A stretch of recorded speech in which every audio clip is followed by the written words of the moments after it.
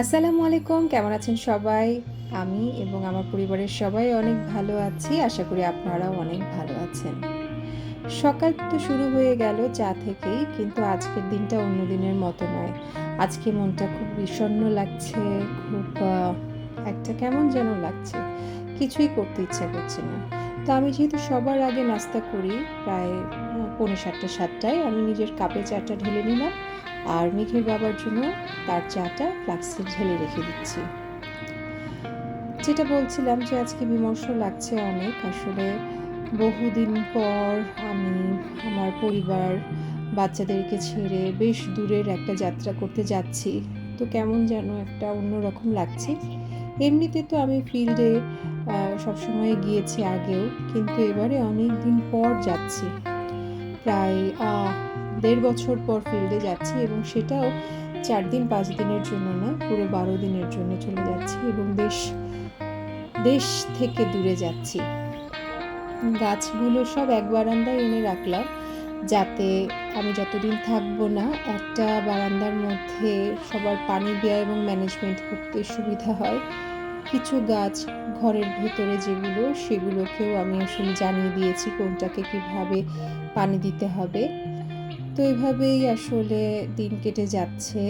আর আজকে সকালে মেঘ নিজে নিজে নাস্তা করলো। চোখ ফেরাতেই দেখলাম যে ঘরের গাছে কি সুন্দর একটা ফুল এসেছে এবং একটা পাতা হঠাৎ করেই বড় হয়ে গেছে। আমি বরাবরই চেষ্টা করি কাজের ফাঁকে, যতই ব্যস্ত থাকি না কেন, যতই ক্লান্ত থাকি না কেন, বাচ্চাদেরকে একটু সময় দিতে। তো এই যে মেঘের সাথে একটু কাজের বিরতিতে ক্লে নিয়ে খেলছি।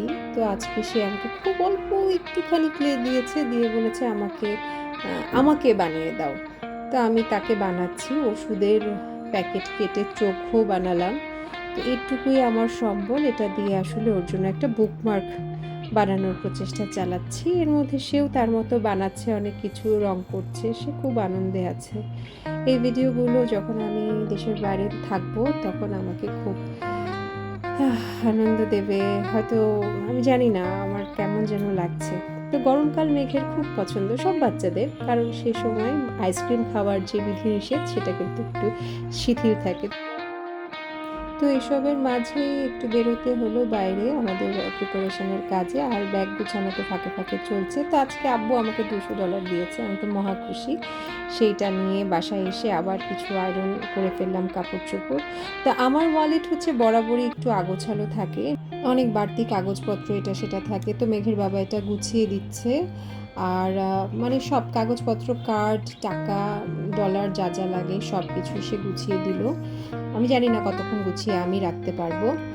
আর জুয়া আমার জন্য স্কুল থেকে আজকে সব গিফট নিয়ে এসছে। আমি যেহেতু চলে যাচ্ছি, সে তার পকেট মানি থেকে এই ছোটো ছোটো গিফটগুলো আমার জন্য নিয়ে এসছে। আমার সত্যি একেবারে কান্না চলে এসছে।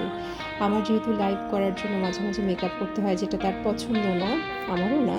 তো সে তারপরেও সে হচ্ছে আমার জন্য এই ছোটো ছোটো আইশ্যাডোগুলো আর লিপ বাম নিয়ে এসছে। সে জানে আমার ঠোঁট ফাটা থাকে সারা বছরই, সো সে হচ্ছে আমার জন্য এই লিপ বামটা নিয়ে এসছে। মানে আলহামদুলিল্লাহ, এর চেয়ে বড় গিফট আর কি হতে পারে, মেয়ের ভালোবাসা।